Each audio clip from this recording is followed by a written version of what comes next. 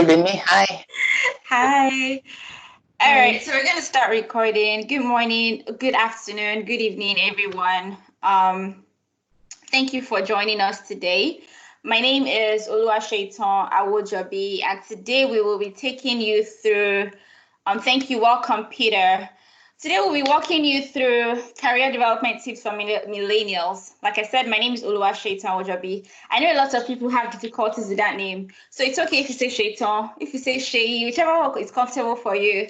That works for me. But this webinar is hosted and being run by Developing Afrika. And Developing Afrika, or DA, like the family calls it, DA family calls it, it's a non-for-profit, non-governmental organization. And our goal really is to empower youth with entrepreneurial skills and self-development skills for free or at an highly discounted price. The other thing is we're working to redefine the mindset of African youth so that we are able to create a better outlook both for Africans and for Africa. And today, the exciting part is we're having Miss Funmi Omoliki here, who will be telling us all about, giving us practical steps and practical tips in developing your career as a millennial, as a Generation Z, as a baby boomer, whatever generation you're in. This webinar is, I'm positive that it's going to help you in that career decision that you're making. Like I said, like as we go through this webinar, there's so many things you're going to hear us say that are going to be like, oh my God, that's so pain, that's so dead, too much sense is worrying you, or whatever it is you want to say. In that process, you probably want to post on social media, you want to, let people hear about it. These are the official hashtags that you should use just so that we're able to monitor it, we're able to repost it, we're able to share it. If you also want to reach out to us on social media, these are the respective social media handles. So make sure you are tagging us alongside those posts. Now, I know a lot of people have said, oh, Shaitan, there's so much information going around now, so many webinars happening, blah, blah, blah. The truth is whatever you gain from this webinar has a lot to do with how you pay attention. So I want you to eradicate every form of distractions and just focus.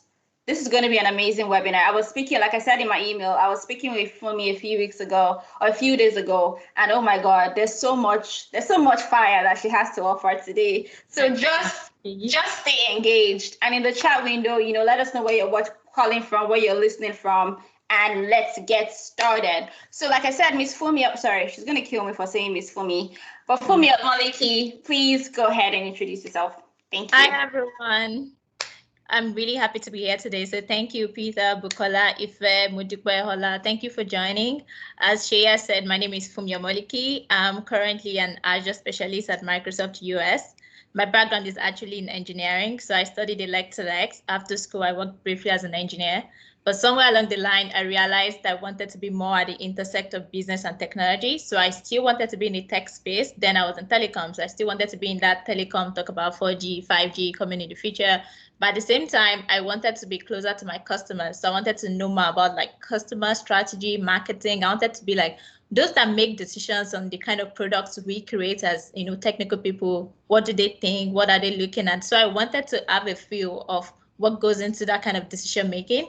And so I decided to move to the business side of telecoms then, and life happened, an opportunity opened, and I took that. And that's why I pivoted from working as a field engineer to working on the business side.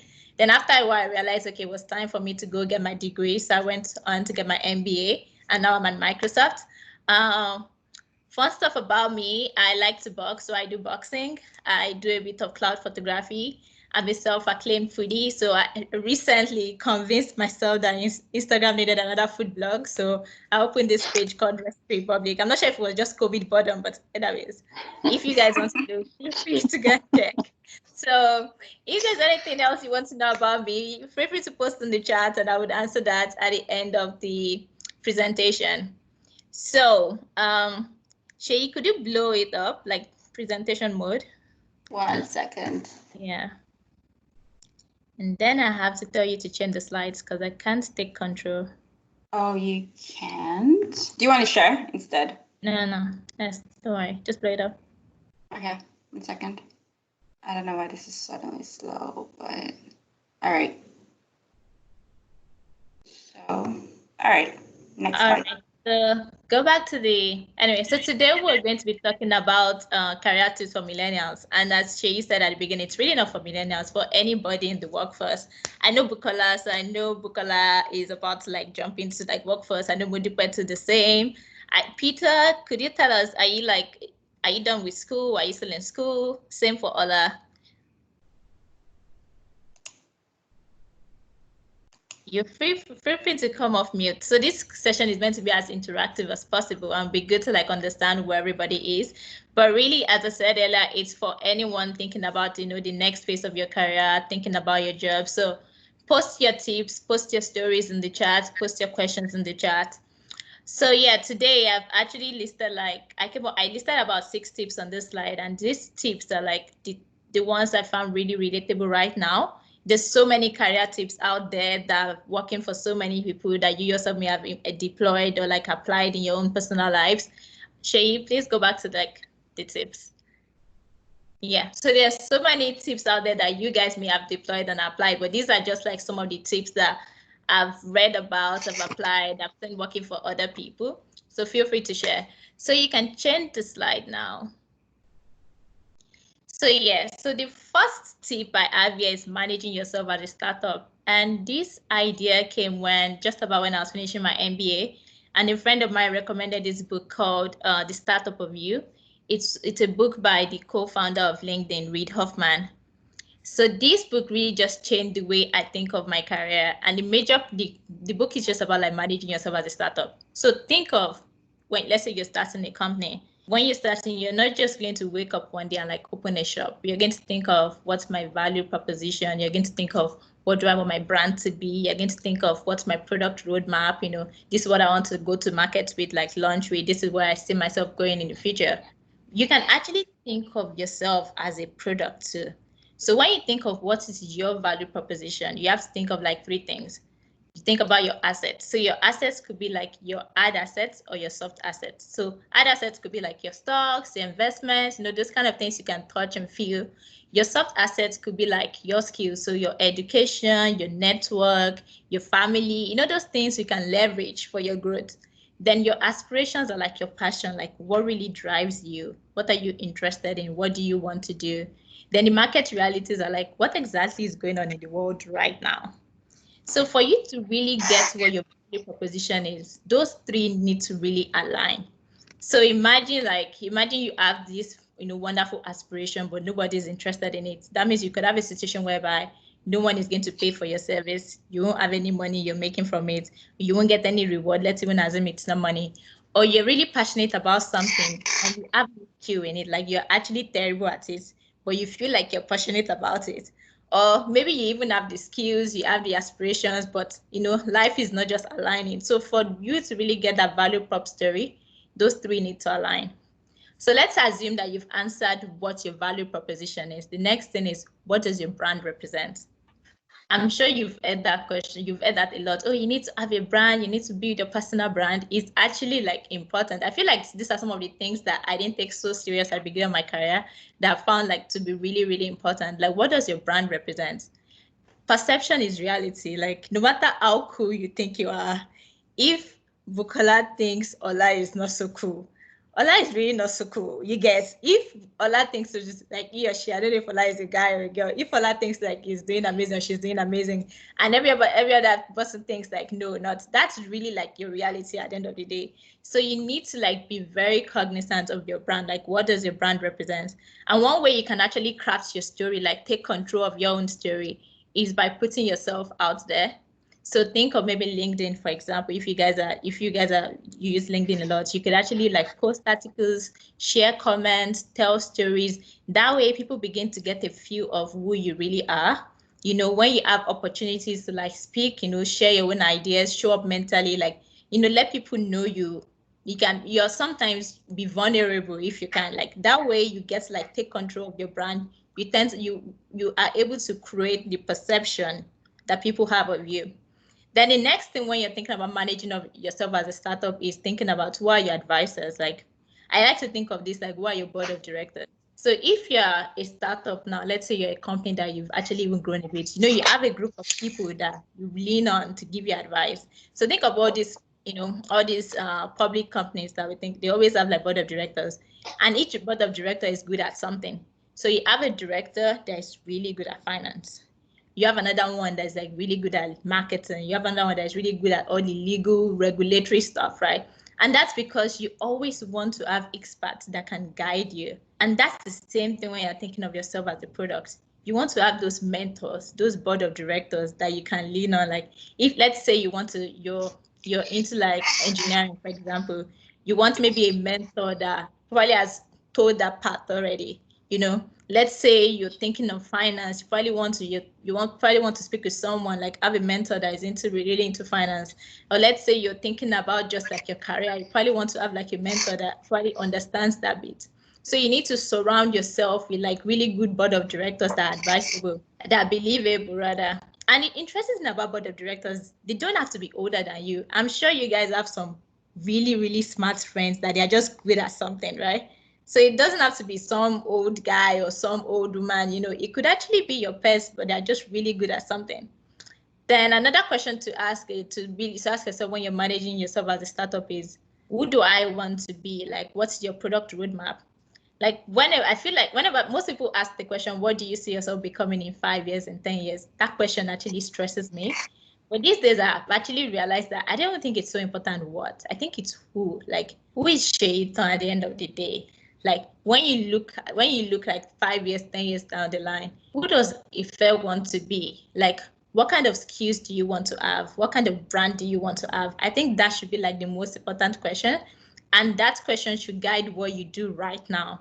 And the interesting thing is that who can always change, because along the line, your assets will change in your value proposition. You get more education, you get more skills, you meet more people. Your aspirations will also change because by the time you meet people, take up new roles, travel to places, your dreams, your passions will change. And market realities, like I don't have to tell you about market realities. COVID just changed like market reality that nobody planned for suddenly. So really, I feel like these 4 questions are questions you can ask yourself to really help you like manage yourself like a startup. So before I move to the next tip, any question on this? Okay, so yeah. Please drop your questions in the chat window. We'll be monitoring it to answer. Okay. Yeah, so the next tip I've also listed here is develop your principles and intentionally live by them. So the key word for me here is intentionally, because I feel like if I ask you guys, what are your principles? In fact, you guys, what are your principles? Like post something that you think is a principle or something you think important. And I'm sure that you guys are going to post like really interesting stuff. But the real question is, do you actually live by those principles? Like in your everyday life, whether you're in school right now, whether you're working right now, are those principles the principles that you've actually like called out for yourself? Do you actually live by them? And people actually recommend that really you should have like work principles and life principles. So let's say you are still in school, you could actually have like your academic principles, like what do you really want to like define you? Like what do you want to guide you when you're making the decision of what course to like study, what class to take, what friends to make in school. Like you could actually have like academic principles. So if you think of like work, like going back to work principles, even companies believe that principles are important. So for Microsoft now, if you speak with any Microsoftee or you read like articles by the CEO, there's like this trend of growth mindsets, because that's like a major Microsoft principle. It has to be a learn it all culture and not a know it all culture. If you think of Amazon now, which is like another major company in the world, like Amazon has like 11 leadership principles on its website. And when you speak with people who work at Amazon, you know that these principles are not just some words or like some like phrases on the website. They actually live by them. Like even when they're making decisions at meetings, they bring up these principles. So your principles are very key, especially when you're trying to like guide, build a culture for yourself, build a brand for yourself. Then for life principles too, like, so who are you outside of work? Like, let's say like your work is taken away from you, let's assume like, some life happened, you're taking a break right now. Who are you at the end of the day? So you should also have like some life principles that can guide you. I actually listed some of the principles, like some of the principles I've detailed for myself. Like actually I wrote this like recently, just me thinking about, okay, what's really important at this stage of my life. So you guys can also, like, after this call, I think it's a great idea for you to sit down. It's never too early. In fact, some of these things I wish I knew them way much earlier. I wish I took them a lot more serious when I was way younger than now. So yeah, think about your principle. Think about your academic principles. If you're still in school, think about your work principle. Like, let's say you're working already, and think about your life principles. Who are you? You know, yeah. Any questions? Not yet. Okay, so before I go on, I just want to put, so one of my life principles I put here is weigh your second and third consequences. I was reading a book recently, and this principle just really jumped out at me because the person spoke about it, is that most of the time when we're trying to make decisions in life, we think of, oh, the outcome of the decision we're making, like, you know, the first potential outcome. We don't think about the unintended consequences that could follow. You know, sometimes you make a decision and you think, or you're about to make a decision, you think this is what would happen, but you're not thinking of some other things that could happen as a result of that. And I feel like being able to, like, ask yourself, like, 3 whys, like, what's the potential number 1, potential number 2, and potential number 3 would actually help you to avoid some of the pitfalls that we fall into, or help us all to avoid some pitfalls. So yeah, I just really wanted to pull that out. So yeah, you can change the slide. Yeah.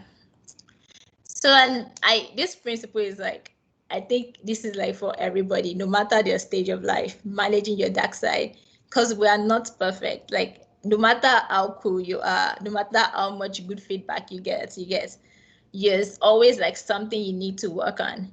And some of these like dark sides, they actually affect our career opportunities. So I've listed a few. So the first one I have here is, do you focus on getting ahead instead of getting along? Some of us are so competitive that even when we're meant to be collaborating with our peers, whether it's school, whether at work, we are, instead of like working together to achieve something, we're actually working to like shine in that group. And no matter, like, if you constantly do this, people will begin to see you as that person that is not supportive, and they will actually start giving you that gap. And when there are opportunities where they can recommend you for something, no one is going to do that.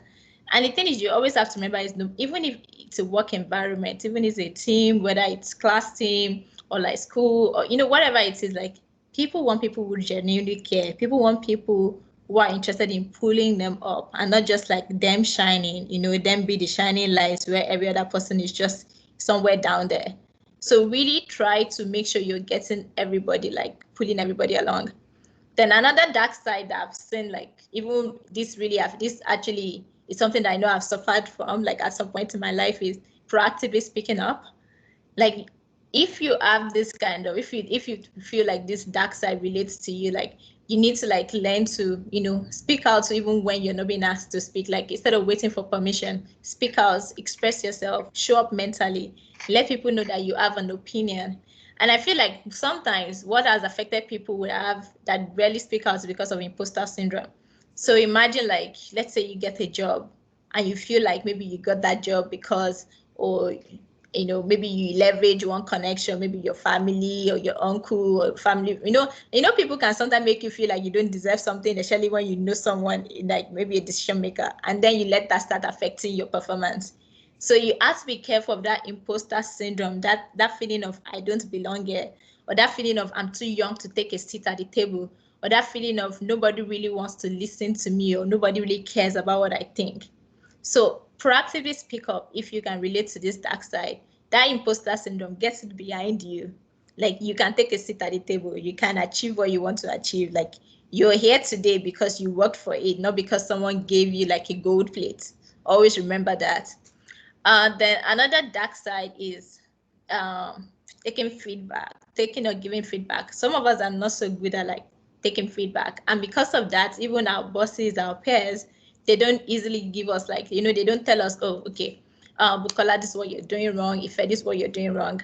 And the bad thing about not receiving feedback is you won't even have the opportunity to grow, because feedback lets you like grow. If I give you this feedback and I'm like, okay, I'll work on this, and I'll, you know, at the end I'll be a better person. So you have to ask yourself, how do you take feedback? Then also, how do you give feedback? Some of us are so terrible at it. I'm sure you're one or two people have had experience where someone gave you a feedback and you're just so really mad because the person just made you feel like crap. You get, nobody is interested in listening to feedback from someone that every time when that person opens their mouth to say something, you feel like you're the worst human being that ever existed. So be cognizant of how you give feedback, and also be cognizant of how you receive feedback. Okay, another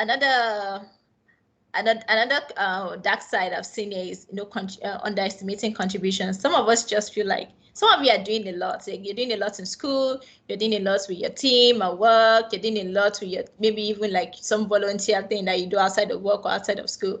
But you don't see all of those things as big deals.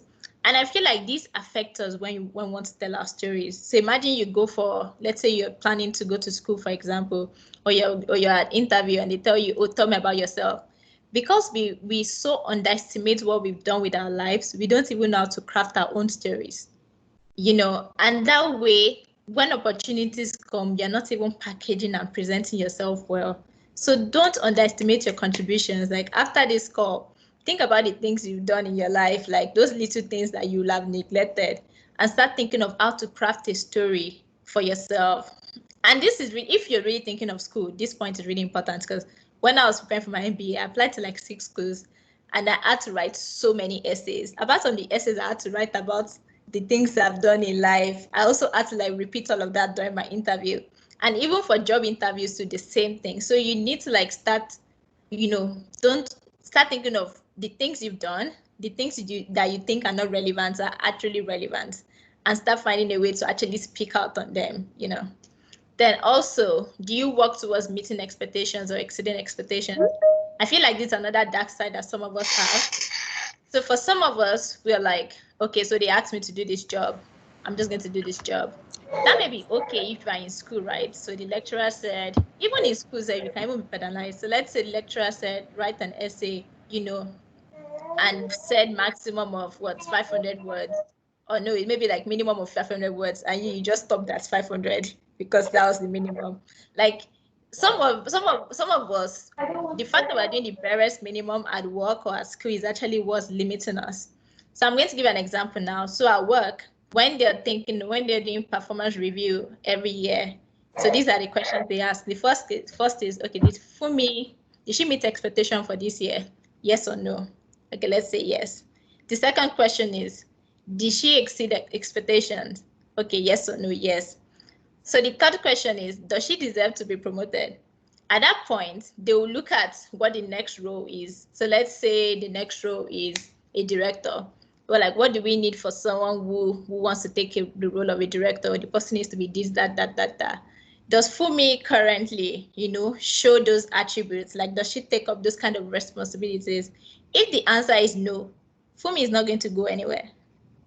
An interesting thing is that all of this decision making didn't happen in front of me. So I didn't even have the opportunity to even defend myself. So that means that it's up to you, like every time when you're doing work, you need to always go above and beyond. You can't always be doing average. Even in your studies, you can't always just be doing the barest minimum, because it's what you're doing now, like subconsciously, it's becoming who you are. So you need to like start working on that if you're in school. If you're working already, start asking yourself, okay, when you're assigned a task, how can I go above and beyond? When I'm assigned a task, how can I bring in another task, that will add value to my team? So really ask yourself, is this my dark side? Have I just been doing the barest minimum at work? Then I think the last dark side that I identified, and there's so many other dark sides. So if you think there's a dark side that we like to talk about, please post that in the chat too. So yeah, so another dark side that I identified that I think is very relatable for me, and I feel like other people too will be able to relate, is how do you react to like storms in your life? So life is not perfect, right? Like there'll be times that life will throw you lemons and you won't be able to make lemonade, at least not immediately, right? So how do you react to stuff? Do you panic? Do you try to make thoughtful decisions? That's something very, very important, because sometimes people have panicked so bad that they made decisions that bankrupted their companies, derailed their careers. Even in school, like I'm sure you probably have a few stories coming to mind right now about a friend that made some random decision and maybe the person isn't out of school right now. So how do you react to like, situations like that you didn't plan for? And I remember I was reading something in a book recently, and a guy gave this idea of when there's a storm, sometimes you need to like abstract yourself. So imagine when a friend comes to you and says, oh, Abisola, I have this issue, I'm going through this, and how you can give advice to that friend. But whereas when it's your own situation, like you don't have anything to say, it's easier. It was easier for you to give your friend advice because you were not like you were abstracted from that situation. You were looking at as an outsider. So sometimes in your own life, you need to be able to like backtrack, like be able to like move back from that situation, and ask yourself questions like you were your own friend. You know, ask yourself questions like you were not part of it. How are you going to tidy this up? So try not to like always make like decisions when you're panicking. Sometimes you need to like calm down, be thoughtful. So if you're someone that you know that when you're under stress, you're the worst decision maker, you probably want to start managing that right now before you get into situations that could actually derail your career or derail your academics. So yeah, so that's all I have for this particular tip. If you guys have any questions, please post in the group chat. So yeah, so the next tip is up and stretch.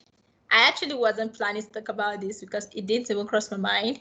But I remember speaking with Sheyi a few weeks ago about, you know, people who change their jobs every year. And I was like, I don't know if I have an issue with it, but I guess I've really like thought about it again. I'm like, okay, maybe it could be an issue sometimes. So I guess my own take is when it comes to like companies, maybe you don't want to be doing 1 year in a company, you know, every company that you've worked, but maybe you can change your role. So I was going through some of my boss's LinkedIn profile the other day, and I realized that all of them, each role they spent, like whether at Microsoft right now or some other company, they've all been doing like 1.5 years on each role, you know, every level 1.5. I don't know whether they planned it, you know, or maybe it's just something that happened.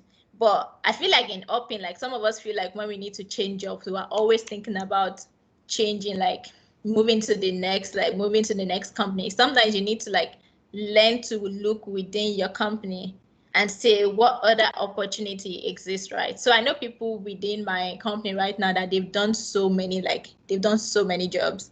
Like they've done marketing, they've done engineering, they've done project management, they've done like think about that role. They've done something there before. So you can actually like gain those experiences that you could have gotten outside and get them within the company. So Shay, where's our slide? Sorry, looks like someone took over presenting.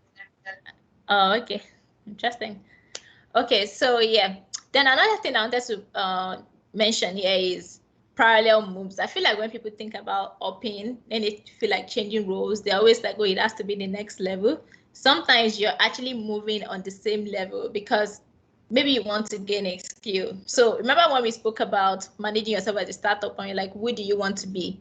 So let's say you were thinking of that and you realize there's a skill that you actually need. And that skill, you can get it by going to some other department, but it's not a promotion, right? You're still on the same level. Feel free to embrace that. Like there's nothing wrong in you like going after something, even if it's not a move up. So I'm thinking of how this can apply to like academics, but I'm sure like there are ways, maybe it's a course that you need to like find a way to like bring in and learn, you know, it might not actually add something to like, you know, maybe your degree, make it like really, but it's just something you really want to learn. I don't know how that works, but you can think of that too. So another thing is don't be afraid to like change industry. So if you're someone that you're working right now, don't think, oh, I have to be in the finance industry, or I have to be like, because I've always been there, or I have to be in manufacturing industry because I've always been there. So many of the skills you're getting now may actually be transferable, which is why, remember when I said don't limit your contributions, like take stocks of what you're doing and see like what can I move across industries? Like unless you're like doing something very, very technical, there's most likely a skill that you can move, like change. And I just thought to put that quote there, like 49% of CEOs in Europe and Asia, they have at least one industry experience. Yeah, and one thing I want to briefly touch before we leave this point is taking on stretch projects. So stretch projects help you to like broaden your capability. Like they open you to like new ideas. So if you're working now, for example, try to look for like projects that are outside of your normal role, projects that can help to increase your brand awareness, that will make more people in the company know about you. Projects that will also like increase, like help you to develop new skills. if you're a student, it could be you taking up stretch projects, could mean you volunteering somewhere, like taking up a leadership responsibility, even though you also know that you have your coursework loads, taking up a mentorship opportunity. Maybe you want to mentor like, high schoolers or something like that. Or maybe just like, it could even be like doing like a side gig, to have a feel of what does it take to like start, own a business, start a business. Like try to always like stretch yourself. And if you're working, if there are opportunities for you to like move, learn things, keep like, gain more like perspective, please do. So yeah, we can change. So yeah, this is like the second to the last slide. So I know I've said so many things today. For some of us, it's like, okay, for me, I've heard you right. Yeah, we should up and stretch. We should manage ourselves like, startups. We should, manage our dark sides, be intentional. Okay, so now I'm here, like I can't go back in time, right? I'm not a time traveler. How can I actually start thinking about, using these tips for my career or using these tips for like, my last couple of years I have in school, a couple of months I have in school. So the first thing is like, you can start where you are, you don't need to go back. But starting where you are means you need to dream. And this may sound ridiculous, but dreaming is very important. For me, some days, I'm just like, for me, I want to dream for the next 1 hour, and I'm just going to sit down. You can call it daydreaming or whatever. I'm not ashamed of it. Like sometimes I just sit and dream. And dreaming, I feel there's this verse in the Bible that keeps coming to my mind whenever I think of dreaming is, as far as your eyes can see, so shall I give you. So you have to like actively try to dream yourself. I remember Sheyi telling me that when she was young, she actually used to, her brothers used to tell her, oh, Sheyi, you have to dream.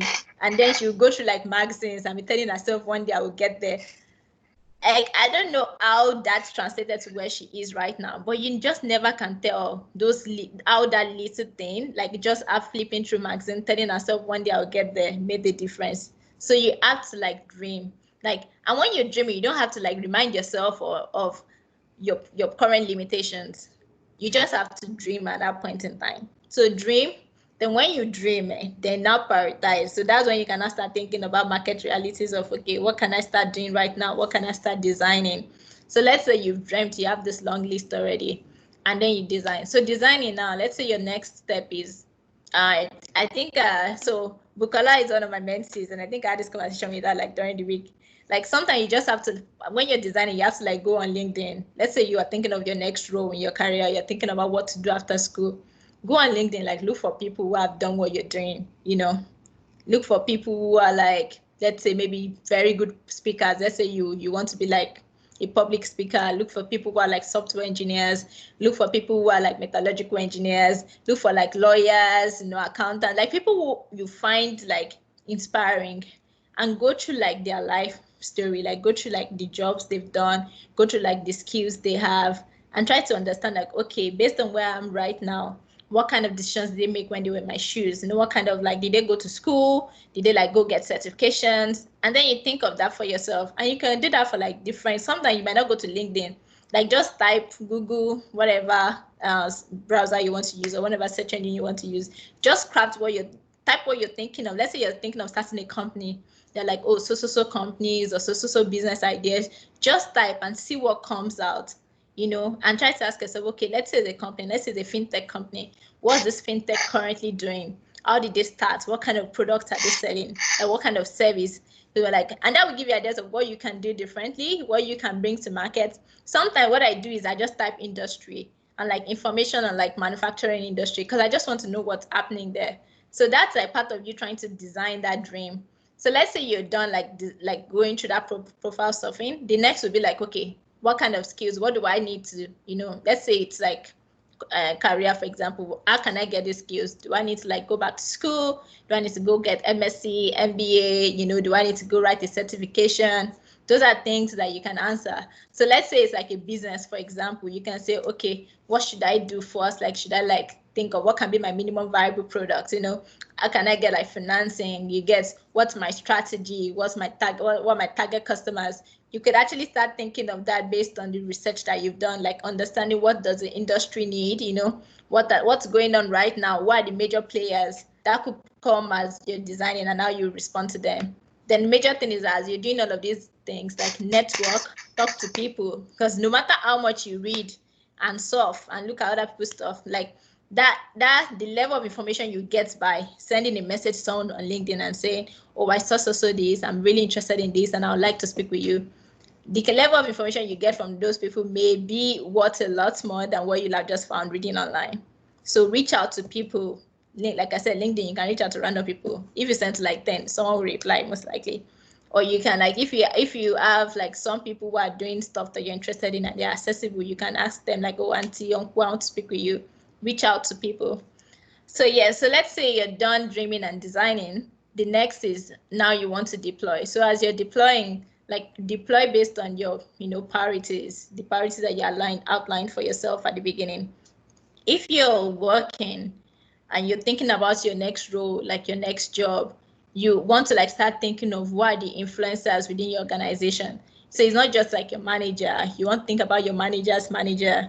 You want to think about your manager's peers. Like these may be the people that will determine what kind of role are we going to give Sheyi after this job. Are we going to like give her this opportunity? Are we going to like give her this promotion?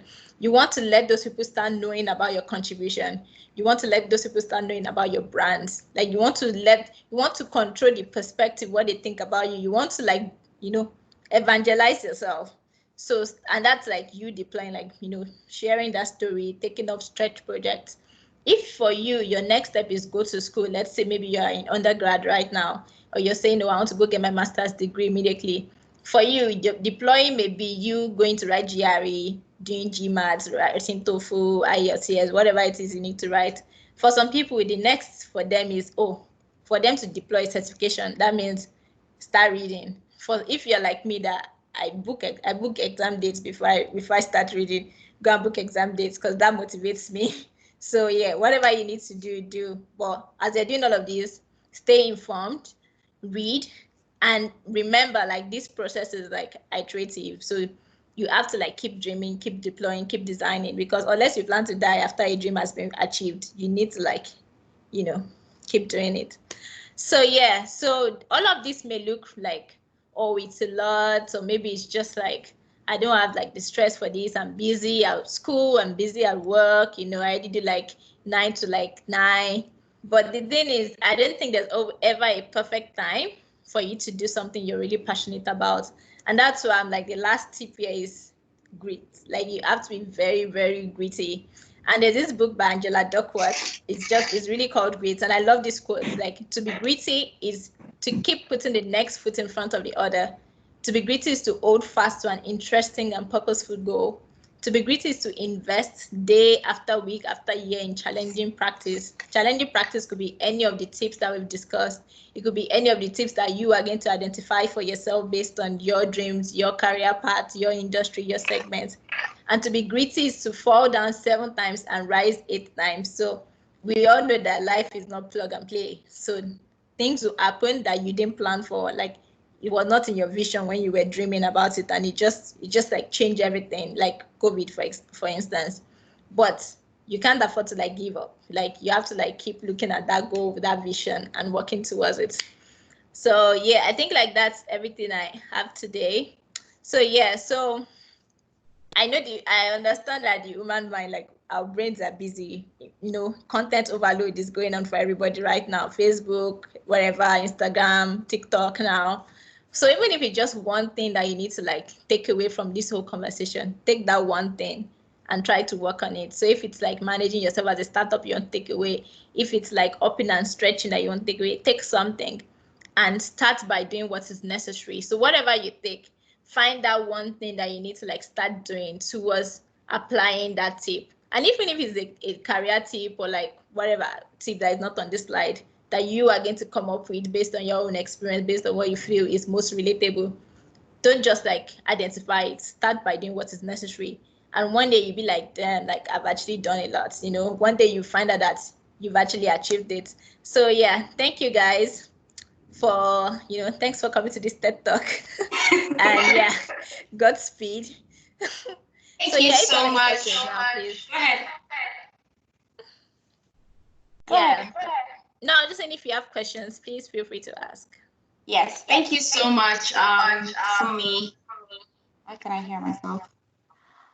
Thank you so much for sharing that load of information. That was amazing. Thank you so much. So we'll go right into answering questions. That we're first going to do pre-asked questions. So questions that you guys had asked when you were registering for the webinar. We'll first answer those and then we'll go into the audience. So if you have questions, please put it in the chat window and we can get right into it. Does that make sense to everybody? Can you acknowledge that? That makes sense. All right. So we'll start with the first question. Someone asked Miss and Funmi, this is for you. So I was going to say Miss Funmi. I know you're going to kill me for that. Someone said, in a highly competitive industry, apart from working hard, how does one become indispensable? So my first answer to that is nobody's indispensable. Sorry to like break your heart, like nobody, like anyone can be dispensed. But I feel like what you should focus on is, apart from like working hard, really trying to apply. Like you could be doing hard work that is not relevant, right? You could be doing hard work that is not valuable. So making sure that you're actually doing work that matters, not just to like yourself, but matters to your company, matters to your team, and making sure that as you're doing work that matters, you're also like learning things that are transferable. Things that, let's say your company shuts down today, you can pack your bag and up to another company, So I think that's what I'm just like, for a highly competitive industry, keep developing yourself, keep getting those skills that you need, keep opening your mind, like what's the next step? Because I also know that there's some people that work so hard, but they just can't see the big picture. They're not just thinking of what's next. So that's why you find like some amazing like software engineers, and they're just like software engineers for life. And the thing is that there are some people who want that because they get to become principal engineers, they're like the one that, but there are some people that that's not what they want, but they've just been boxed into that corner just because they didn't try to like stretch. They didn't try to like get new opportunities. They didn't try to like see, okay, what else, what other value can I be adding? So I feel like the way to make yourself top of mind, the way to at least reduce your, I don't know if dispensability is the word, the way to reduce that is to make sure that you keep adding value, you keep improving yourself. Just to add to what you have just said, I remember listening to a podcast a few days ago, and they were talking about having a side hustle alongside your job. Now, a side hustle does not mean a business per se. It could mean, I'm working at Microsoft right now, but I also want to have a career in an NGO, or I want to have a career in the health. You can volunteer to be, maybe let's just say volunteer to be on their board, but you can start volunteering to learn transferable skills from this other industry. So even in your company, they're like, okay, this person is not just about us. This person has so many other skills that if we lose her, we are the ones that are going to lose, right? So you want to ensure that you're doing, like Funmi said, you want to ensure that you have skills across various industries, across various sectors, or whatever it is, so that you're out cake. All right, the other question is, how do you apply for scholarships abroad? What's your experience like? I know that you did get a scholarship when you were coming here for your MBA, or you got some funding. What's that process like? So yeah, so for me, so my school, what they did, I applied to like 6 schools or so, I think so. Yeah. So for some of them, they actually, I didn't have to do anything really out of the box. I applied and then they got back to me after some months saying, oh, you got the admission and guess what? We're also giving you some money. Yay! For some, they're like, okay, you need to like write an essay. So I had to like write an essay to the school. So I guess for me, for MBA, I didn't really have to like go online to start researching for scholarship organizations out there. So my story may be a bit different, but I also have some friends that had to.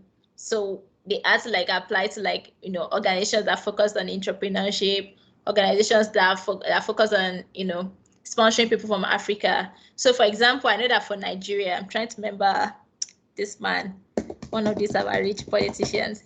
He has this foundation that they sponsor people who apply and get admission to the top 10 MBA programs in the world. So if you get admitted to like Harvard, to INSEAD, you can actually apply and they give like $20,000 or something like that. So apart from like my own part that was more of, just applying to the school, getting it without applying, and also having to write letter. There are other organizations that could be leveraged. So I think how to do that is find out if your school gives money, like whatever school you're thinking of. Do they give funds? If they give funds, find out what you're required to do to get those funds. If they don't, then start doing research. If you're like, I feel like all of us on this call were Nigerians, right? I think, or maybe we're not. But yeah, if not, then start looking at organizations that sponsor Africans or that sponsor women if you're a babe, or that sponsor like people who have social impact background. Because I have a friend that applied to a company that focused on an organization that focused on social impact, guys. So they're different. I think it's majorly a lot of research, to be fair. All right. Thank you so much for that. Now, the other question is, what is most important when starting a career in information security where you do not have prior background? I'll take that. Yeah, I think you should. So for me, for example, and the reason why I'm taking that, for those who do not know me per se, my background started off as an art student, and then I migrated into finance, and then I went into data science. I'm sure you're like, wait, do you have a clue what you're doing? But like you said, you don't always need to figure out your life from the start. As time goes on, you get to determine, oh, this is what I'm interested in. So if you do not necessarily have the background in information security, all you need to do is, number one, start volunteering, start reading, start doing some research, find out what the people in information security, what are they doing right now? What are the skills that they use, or they have rather, that is making them successful in that field. I also had a webinar where I talked in depth about this with STEM Girls Initiative. So you can go and check out that video on YouTube. That would probably give you some more insight into that. The other question, let's take a question from the chat window. So Modukwe says, my question is regarding managing a teamwork or a project, maybe in a company or school where you're leading a project and suggesting a procedure or something which you have tried out and it worked. But definitely there's always a person or two in the team who antagonizes stuff or criticizes opinions because he or she believes he or she is perfect. How do you cope and not let that make you down? Or do I say, how do you convince such people of your own idea? Okay, so that question just reminded me of one interview question, and that, okay, so instead of me telling you about the interview question, I'm just going to go ahead and talk about Modukwe's. So sometimes maybe you shouldn't focus on trying to convince the person to see your own view, and you shouldn't also like silence yourself so that you avoid that conflict. Sometimes you need to like have a come to Jesus moment where both of you say, what are we trying to do? Okay, what are your reasons? And so you said it's a project, right? So it could be from starting, what's the project goal? What's like the desired outcome of this project? What are we trying to achieve? What do we need? What do we need to achieve that? And both of you start like, writing out everything. You submit your own list of everything you think you need to achieve that goal. Let that person submit, his or her own list of what you guys need to achieve that goal. Then, based on the project goal that you've set at the beginning, start prioritizing. What is most important? Your own idea, what you're trying to do, my own idea, what we're trying to do. What is most important out of the day? So I think the important thing is setting aside the pride. I hope whoever you're dealing with is also quite reasonable. Setting aside the pride to make sure that you are actually making decisions based on your desired outcome and not based on who brought the idea forward. So in real life, there will not be some situations whereby, let's say the person is like a senior colleague where you probably can't have that kind of moment with the person and you have to just like let the person lead. The important thing is like express your mind, say what you want to say, but let the senior colleagues still make the decision, you get? So that if it backfires, you can have peace with yourself that you spoke up, and it's not that you kept quiet and then it went the other way around and you're wishing like, oh, I wish I said something. So really, I wouldn't say don't keep quiet, definitely express yourself. And if it's someone if it's like, this is me just hoping that the other person is reasonable. So have that discussion, prioritize. If it's a senior colleague, then let them make the decision. Fantastic. Thank you. Modukwe, does that answer your question? While I wait for that answer. So I'll go ahead with the next question. It says, how do you ensure job security during these uncertain times? So I'm going to say something. I don't want to be like something I wasted my mom when she talked about job security. There's no job security anywhere. So I think the important thing, like Shay said earlier, is, maybe looking for opportunities outside your work, right? Making sure that you're very diverse, like your portfolio of things you could be doing is diverse. You're not just putting all of your eggs in like one basket, one company basket, right? Have your own side stuff. You might not even be like a side stuff that's giving you money, but a side stuff that's giving you more skills, giving you more perspective. And I feel like that's the way to like give yourself like some job security in quotes. Because I feel like job security, for me, when you ask me what's the job security is me knowing that if I leave this company right now, I can go to I can get a job in another company pretty quick. For me, that's security, because if you think of job security, even your own company, there's no job. There are people that at the beginning of this year, they did not think you'll be going bankrupt because of COVID-19 in May. And it's their company, but they're going bankrupt already. So having your own company doesn't even guarantee that you have job security. But knowing that whatever happens, you've learned a lot. You've built your capabilities so much that you can easily move. I think that's the security. I may be wrong. I think for me. Let me just add to that. I remember someone that used to work in Microsoft, and there was a time when there were so many changes going on, and they were going to cut out the entire team and say, "Oh, this team, we are shutting it down." But what made him, in quotes, secure was the fact that he had already, going back to the point of being indispensable.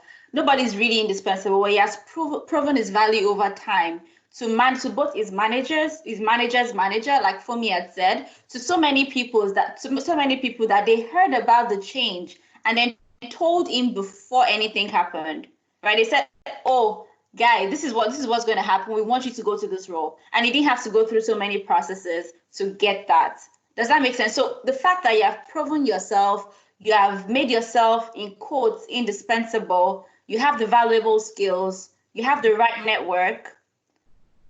I'm not saying that your job is going to be secure 100%, but it's going to put you on top of the ladder. Better. Yeah. Next question. What career development is? I think we answered that already. How can I go about developing a skill that can put me on the spot for building a strong career? I think we also talked about that briefly already. Yeah. How can one switch career? We talked about that already. How do you overcome procrastination? I think it's just grit. One word, grit. So sometimes when I'm just lazy, I remind myself of, that Angela Duckworth's like quotes and gets myself off the couch.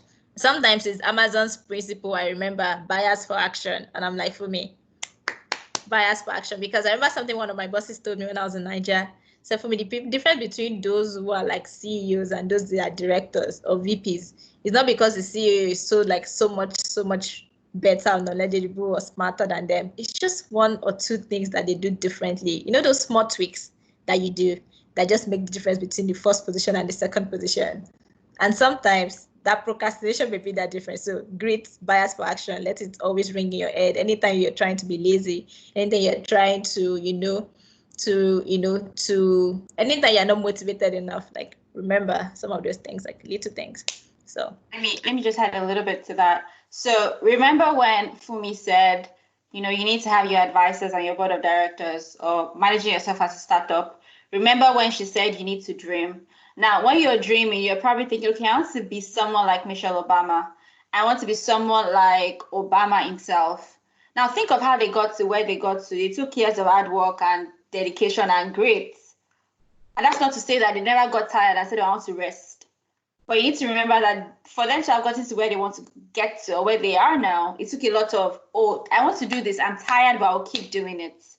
And that's what grit is simply. It's simply persevering even when you are tired. Even when, I want to go to bed. I've worked 9 to 5. I cannot come and do this side also of another thing. I just want to go and rest. But remembering where you want to be in another 5, 10 years is what you should make you keep staying and keep doing whatever it is. It's hard. I cannot lie to you. It's hard, but it's something. It's the price to pay for success.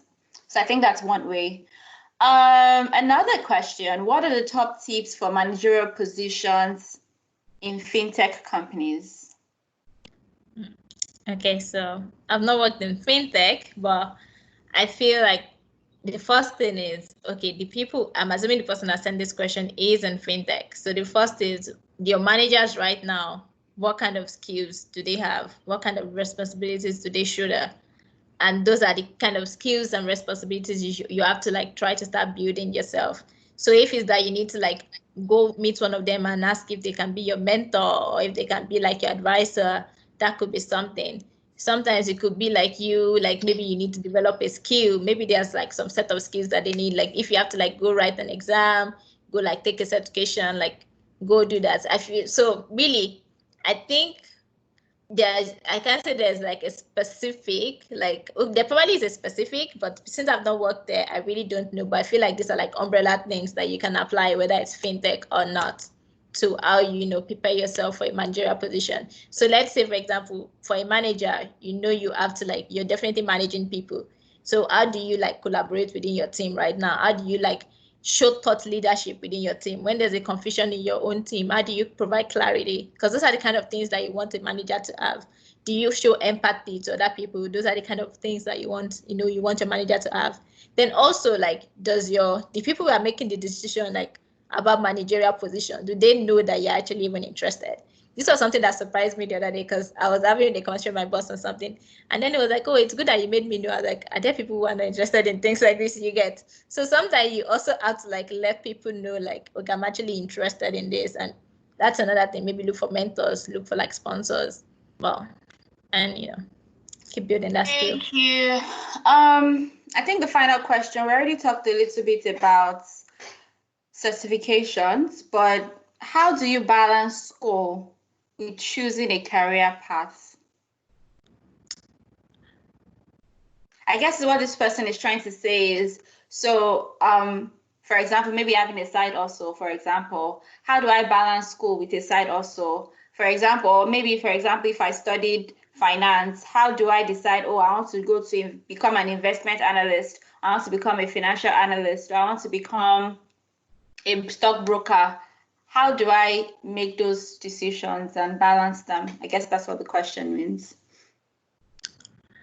Wow, since we're not really sure, I just remember someone sent me an Instagram video 2 days ago. It was between Shani Sulaiman and I think Yomi Jembaman. You guys can look them up. I think they're like popular in tech and finance space in Nigeria.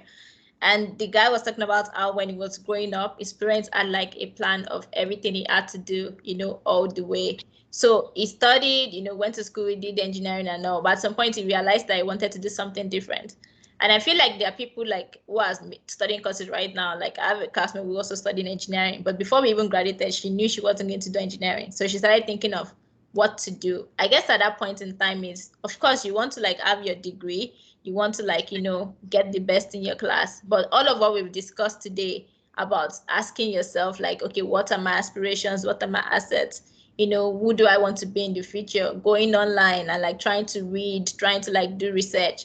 I feel like those are like ways to like choose a career path. Like, fine, I'm already on this academic path that I'm not sure I want to follow, but what do I really like find interesting? And the thing is, if there are like skills that you need to like get that are completely different from what you have, then that means you need to do the job. So I know people who finish like their BSc and went to do another BSc just because they wanted to do it. They wanted to chase a path that is completely different from what they are. I know people who study like engineering and then they finished school and they went to do like ACCA, which is like an accounting exam, you get, which is like, you're like, how do you even, you can just think about the amount of work they'll have done to be able to achieve that degree. That's because you're literally going to learn something that you were not really taught in school. So I guess as you're like graduating, if you're in school, get your degree, make sure you pass if you need to like, but at the same time, think of what do I really want to do? Applying all of these tips that we've discussed and trying to like go after those dreams. Fantastic. Those are all the questions. Those were all the pre-asked questions. Are there any other questions in the chat window? No. But if you still have any questions, please drop it and we will get to it. But that brings us to the end of this webinar session. So thank you guys. Thank you guys so much for joining us today. Really appreciate your time. I appreciate the questions. If you still have more questions, please put it there. We would answer it as far as we're here. These are the respective social media pages, like we said. So if you want to post something on Twitter, Instagram, or Facebook, or LinkedIn, which is Developing Afrika as well, please reach out to us. If you'd like to join us on the WhatsApp group, send us an email and we will we'll add you. I know today we're more about career development. We're more about if you're already in your career phase or you're moving into your career phase, how do you get there or how do you succeed there? But they're also probably thinking, okay, what if I've not started applying for jobs? I just finished my career. I just finished my bachelor's degree. How do I apply for jobs? How do I write my cover letter or interviews? How do I ace those?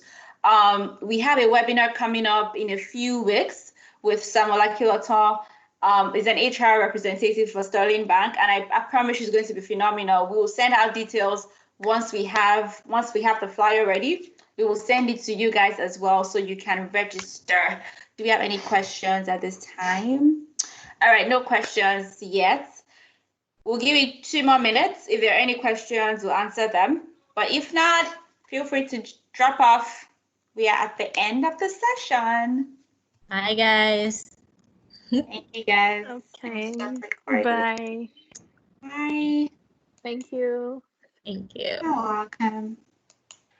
Bye. Thank you. Bye-bye. Bye. Thank you. Stop recording.